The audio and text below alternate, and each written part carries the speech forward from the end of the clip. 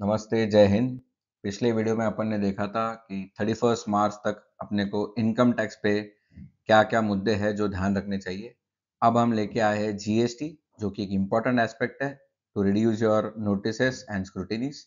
तो शुरुआत करते हैं फर्निशिंग ऑफ एलयूटी से, that is letter of undertaking. अगर आप एसईजेड में या फिर एक्सपोर्ट अगर कुछ कर रहे हो तो एक अपने को एलयूटी फाइल करना है, दैट इज बिफोर 31 मार्च, जो कि आरएफडी 11 में आपको फाइल करना है। नेक्स्ट है कंपोजिशन स्कीम। ये एक इंपॉर्टेंट मुद्दा है। अगर मैं कंपोजिशन स्कीम ऑप्ट करना चाहता हूँ तो CMP 02 अपने को 31 मार्च के पहले फाइल करना है।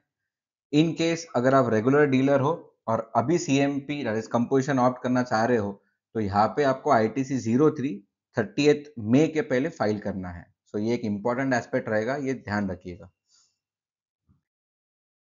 आगे चलते ई इनवॉइसिंग, जो एक ऐसा मुद्दा है जो स्किप हो जाता है। जैसे 24-25 फाइनेंशियल ईयर में आपका टर्नओवर कितना है ये देखना बहुत जरूरी है।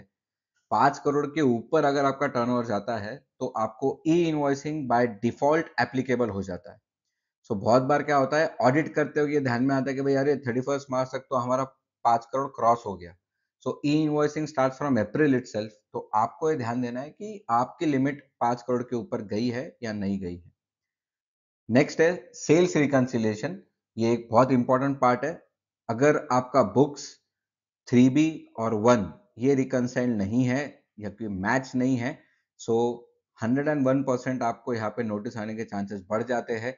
सो ट्राई कीजिए कि अपने बुक्स 1 और 3B के साथ में अलाइन होके चले, राइट। ये सबसे इंपॉर्टेंट मुद्दा है, दैट इज आईटीसी।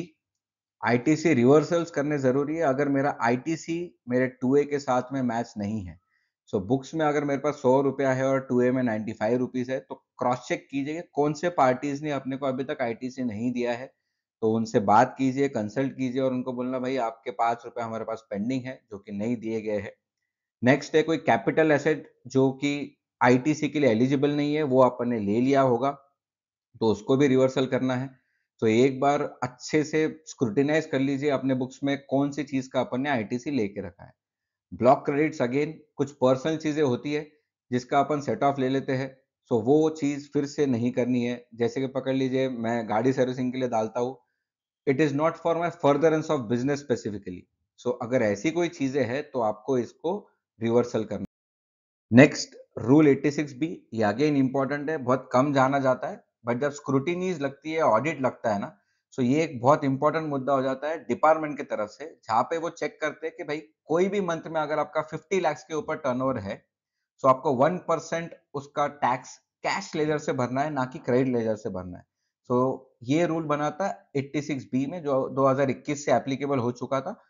सो अभी तो उनके पास कोई सिस्टम नहीं है बट मेजरली जब ऑडिट या स्क्रूटिनीज होती है तो 86B ये लागू करने की कोशिश करते हैं, जहाँ पे 1% कैश से पे करना होगा, नहीं तो उसके ऊपर इंटरेस्ट भी लागू हो जाएगा। नेक्स्ट है आरसीएम लाइबिलिटी। साल भर के अंदर अगर कोई रिवर्स चार्ज मैकेनिज्म पे आपका पेमेंट बाकी है, मेजरली होता है, पकड़ के चलिए ट्रांसपोर्टेशन एक बहुत बड़ा एग्जांपल है।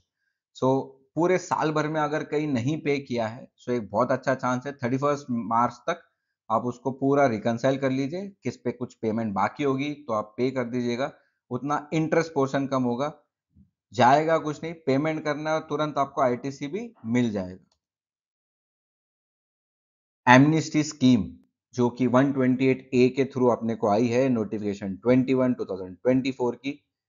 ये स्पेसिफिकली बोलता है कि आपको 31 मार्च तक पूरा पेमेंट आपको कर देना है अगर आपको एमनेस्टी में बैठना है तो।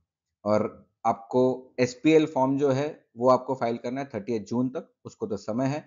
बट आपका पूरा वर्किंग स्क्रूटिनी में अगर केसेस है, अपील में अगर केसेस है, तो उसको एक बार रीचेक कीजिए। अगर एमनेस्टी का फायदा होता है तो इंटरेस्ट पेनल्टी माफ हो जाएगी, तो इसको जरा ध्यान से ऑप्ट करने की कोशिश कीजिएगा। और लास्टली है जीटीए डिक्लेरेशन।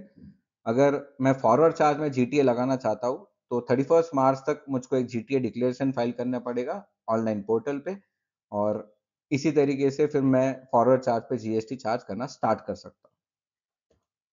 थैंक यू, फिर से आपने हमारे लिए 3 से 4 मिनट दिए हैं और ऐसे ही हम आगे नेक्स्ट वीडियो के साथ में जल्दी आएंगे। Thank you.